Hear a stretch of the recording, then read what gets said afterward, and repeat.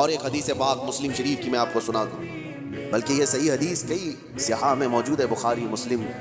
اللہ کے نبی صلی اللہ تعالیٰ علیہ وسلم ارشاد فرماتے ہیں، المسلم من سلم المسلمون من لسانہ ویدہ، مسلمان تو وہ ہے جس کی زبان سے اور جس کے ہاتھ سے دوسرے لوگ محفوظ رہیں۔ وہی مسلمان ہے جس کی زبان سے اور جس کے ہاتھ سے دوسرے مسلمان محفوظ رہیں، اور جو دوسروں کی ٹانگ کھینچنے میں اپنی زندگی گزار دیتا ہو تو اسے اپنے آپ کا احتساب کرنا چاہیے، وہ مسلمان ہے یا نہیں۔ لوگوں نے آپ کے آج کیا سمجھ لیا ہے دین کو؟ دین کا مطلب داڑھی رکھ لینا اور ٹوپی پہننا اور جبہ پہننا، مسجدوں میں نظر آنا۔ میں آپ کو بتاتا ہوں، دین کے اگر دو حصے کیے جائیں نا، عبادات اور معاملات۔ عبادات نماز ہے، روزہ ہے، حج ہے، زکوٰۃ ہے، تسبیح و تحلیل، خیرات، یہ ساری چیزیں عبادات میں آ گئی۔ عبادات کا کتنا پرسنٹ دین میں ہے؟ اور معاملات میں کیا کیا گیا؟ معاملات میں سارے حقوق، ماں باپ کے حقوق، بھائیوں کے حقوق، بہنوں کے حقوق، اولاد کے رائٹس، پڑوسیوں کے رائٹس، استاد شاگرد کے، مالک آقا کے، غلام آقا کے، یہ سارے حقوق، بیوی کے حقوق، شوہر کے حقوق، طلاق، عدت، نکاح، خرید و فروخت، بازاروں کے حقوق، یہ سب چیزیں معاملات میں آ گئے۔ ایک حصہ ہے دین کا عبادات اور ایک حصہ ہے معاملات۔ معاملات اور عبادات دین میں کتنے پرسنٹ ہیں آپ کو پتا ہے؟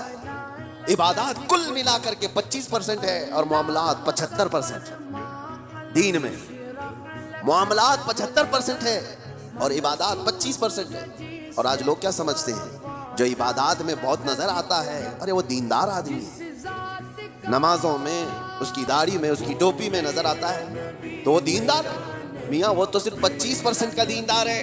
اصل دیندار وہ ہے جو معاملات میں اچھا ہے، معاملات میں پکا ہے۔ یہاں نمازیں بھی پڑھتا ہے اور لوگوں کو دھوکے بھی دیتا ہے۔ کچھ لوگوں نے داڑھی صرف اس لیے رکھی کہ لوگوں کو ٹوپی پہنائے، لوگوں کو دھوکہ دے۔ یہ انسانیت نہیں ہے میرے عزیزوں، وہ غدار ہے۔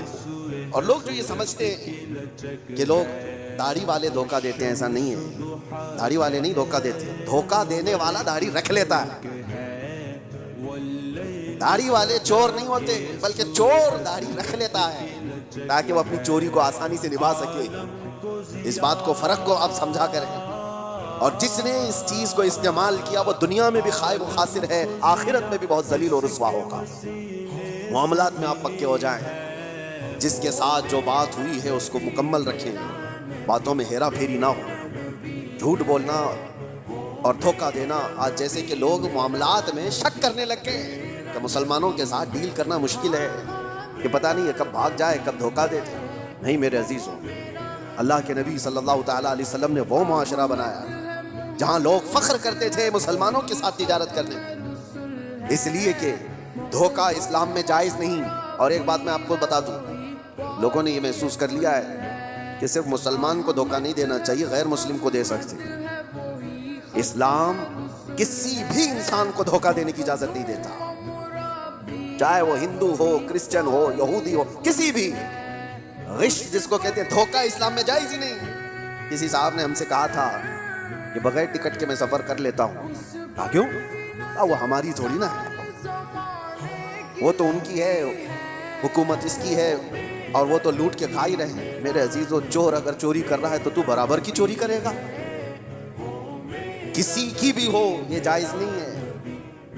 اسلام میں غش اور دھوکہ کسی طرح سے جائز نہیں۔ کئی ایسے مسائل ہمارے پاس آتے ہیں، جاب کرنے والے بچے نوکریاں کرتے ہیں کمپنیوں میں، ان کے مالک نان مسلم ہیں، کئی مرتبہ وہ یہ پوچھتے ہیں کیا ہم اپنی کچھ چیزیں ان سے چھپا کر کے حاصل کر سکتے ہیں جبکہ وہ غیر مسلم ہیں؟ نہ، جائز نہیں ہے۔